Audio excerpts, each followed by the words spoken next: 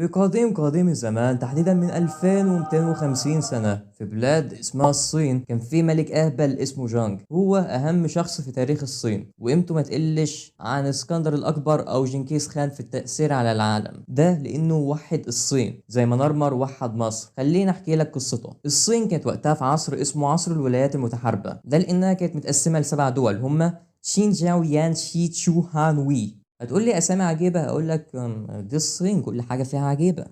دولة شين عملوا هدنة مع الجاو وبعتوا أميرهم عشان يضمن الهدنة. الأمير هناك وقع في عشق جارية من جواري تاجر اسمه لو بواي. الجارية أصبحت زوجة الأمير واسمها بقى الست جاو. الست جاو كانت في السر بتعشق لو بواي التاجر، هو كان بيعشقها وخلفت منه عيل ظهروه على إنه ابن الأمير. العيل ده هيسموه جانج، وهو قصة الفيديو. لقبوه فيما بعد شين جي هوانج، ومعناها إمبراطور الصين الأول. الأمير رجع لبلده وأصبح الملك، وجانج ابنه اللي مش ابنه أصبح وريثه الشرعي. 3 سنين بس عدوا والملك مات، وجانج كان عمره 13 سنة بس. لو بواي التاجر صار الوصي على العرش. لما جانج كبر شوية، التاجر خاف حكايته مع الست جاو تتكشف، فجاب راجل مخصي اسمه لاو اي يقعد مع الست عشان يبعد الانظار. لاو اي ما كانش مخصي، والست جاو وقعت في حبه وخلفت منه عيلين.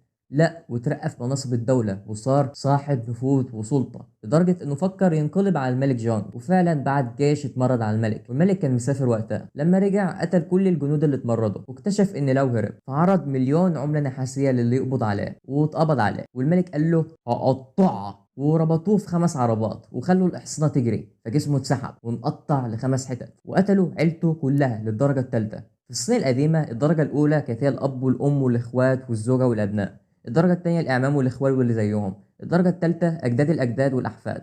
فلما نقول قتلوه للدرجة التالتة، ده معناه إن قتلوا عيلته كلها. لما تاجر لو بواي عرف الحكاية، شرب سم وانتحر. أما الست جاو حبسوها في بيتها عشان ما توقعش في عشق حد تاني. وبكده جونج ارتاح من العيلة القرف دي، ويبتدي حملاته عسكرية عشان يوحد الصين.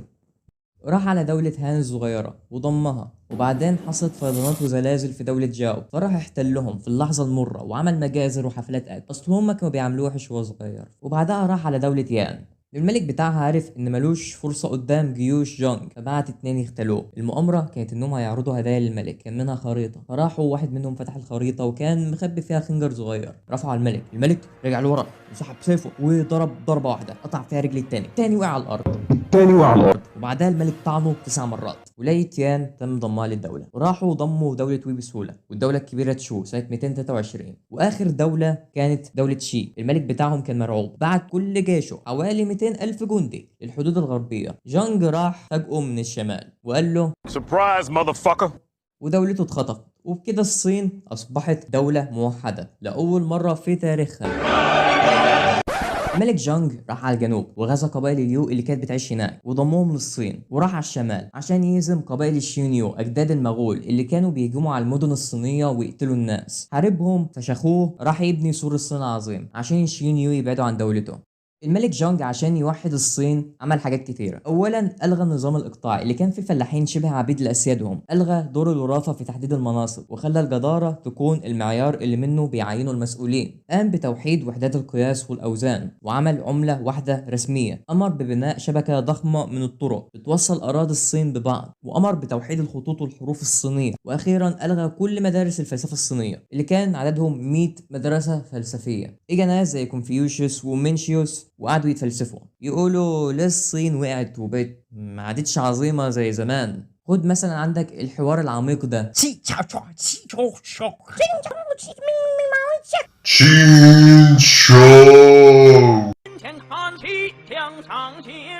亲像连的战士，2岁了装个当朝，驸马郎的旗帜王啊！ جونج أمر بحرق كل الكتب ما عدا كتب الطب والزراعة، واتقال إنه حرق 460 عالم عشان اتقبض عليهم وهم في حوزة كتب.